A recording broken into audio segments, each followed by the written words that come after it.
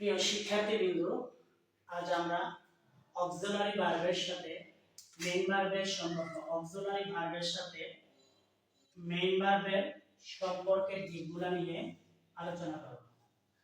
আমরা যখন ইংরেজি বাক্য লিখতে যাই তখন আমরা দুই ধরনের ভার্ব ইউজ করি, একটা হচ্ছে মেইন ভার্ব আর একটা হচ্ছে অক্সিলারি ভার্ব। আমরা যদি অক্সিলারি ভার্ব বাক্যের মধ্যে ইউজ করি, অক্সিলারি ভার্বের পরে যে সকল ভার্বের রূপ বা ফর্ম বসে, আজ আমরা এই ভিডিওতে এগুলা নিয়ে আলোচনা করব।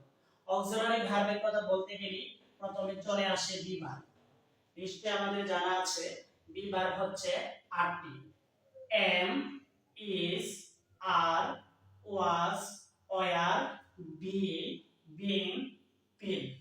প্রিয় শিক্ষার্থীবৃন্দ, এই আটটি বি ভার্বের পরে যদি অন্য একটি ভার্ব আসে, আমরা এই ভার্বটির লগে আইএনজি যোগ করব। বি ভার্ব প্লাস মেইন ভার্বের আইএনজি ফর্ম। এটা হচ্ছে আমরা টেন্সের ক্ষেত্রে ব্যবহার করে থাকি। যেমন he is playing football. Is হচ্ছে একটা বি ভার্ব, ইজ এর পরে আরেকটা ভার্ব আসছে প্লে, এটার সাথে আমরা কি করছি আইএনজি যোগ করে দিয়েছি। তারপরে আসে বি ভার্ব অক্সিলারি ভার্বের মধ্যে হ্যাভ ভার্ব। হ্যাভ ভার্বগুলো হচ্ছে হ্যাভ, হ্যাজ, হ্যাড, হ্যাভিং। এই হ্যাভ ভার্বগুলোর পরে যখন আরেকটি ভার্ব আসবে, আমরা হচ্ছে ওই ভার্বটার বি থ্রি অর্থাৎ ভার্বের পাস্ট পার্টিসিপল ফর্ম ব্যবহার করব। যেমন he has played football. Play ছিল হচ্ছে মূল ভার্বটা, এটার সাথে ইডি যোগ করে আমরা পাস্ট পার্টিসিপল করেছি।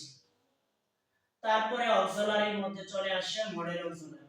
মডেল অক্সিলারি আছে টোটাল 26টা। এর মধ্যে প্রধান প্রধান মডেল অক্সিলারি গুলো হচ্ছে can, could, shall, should, may, might, will, would, must.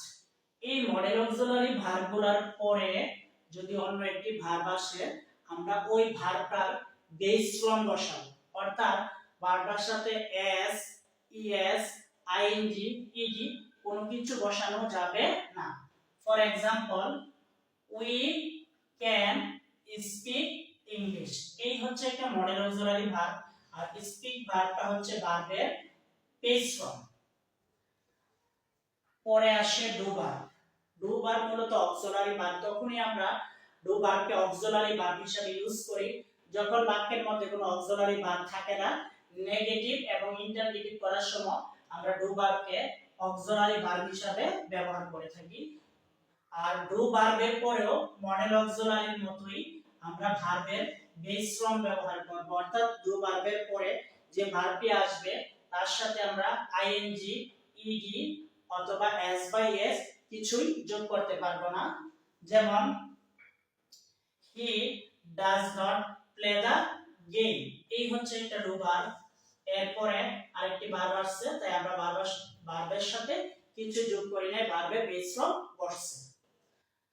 প্রিয় শিক্ষার্থীবৃন্দ, নিচে আমরা একটা एग्जांपल দিয়েছি উই মাস্ট।